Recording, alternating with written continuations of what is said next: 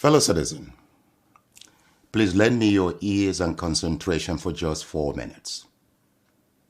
Now, for several years now, I've had the privilege and blessing of traveling, working with professionals and educating students across the world. UK, China, Singapore, Malaysia, South Africa, Greece, and counting. However, ever so often, I engage in soul-searching thoughts on Africa, Nigeria, our homeland, and the black race in general. You see, I can't seem to work out why, despite abundant human and natural resources and exemplary achievements of Nigerian professionals abroad, our nation remains backward in all indices of human progress. Look, recently, a 1988 statement by William Botha of the apartheid South Africa challenged me to tears. Now, he said, black people cannot rule themselves because they don't have the brain and mental capacity to govern a society. You give them guns, they'll kill themselves.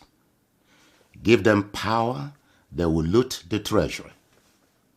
Give them independence and democracy, they will use it to promote tribalism, ethnicity, bigotry, hatred, killings, and wars. Now, fellow citizen, let me challenge you. Have you, your leaders or government, proved this racist South African wrong since the statement in 1988? Think about that. You see, we are the only race that is ready and willing to sacrifice meritocracy, national development and progress, to favor protection of tribal and religious loyalty, despite the recycling consequences before us since independence. Take a look at the literacy rate of Nigeria. At 62% national average for adults in general, and 65.1% for young adults of 15 to 24.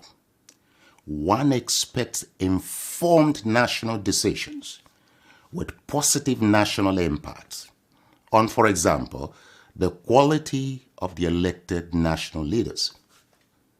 Not really in our case.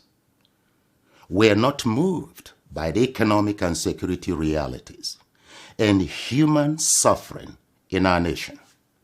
We are not moved by the quality of our leaders or how and why the black man is being ridiculed worldwide, providing our tribe, political party, or religion controls political power. That's shameful.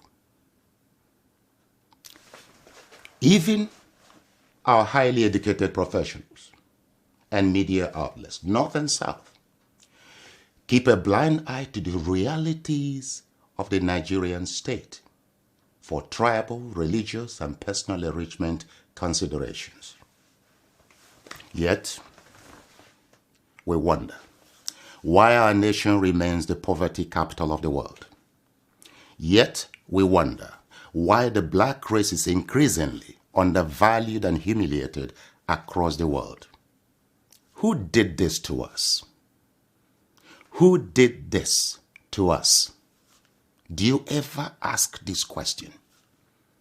COVID-19 has exposed the state of our nation and the cumulative impact of the quality of our leadership over several years. Our leaders are repeating the errors of 500 years ago when our kings and military aristocrats sold our people into slavery for mirrors and gunpowder.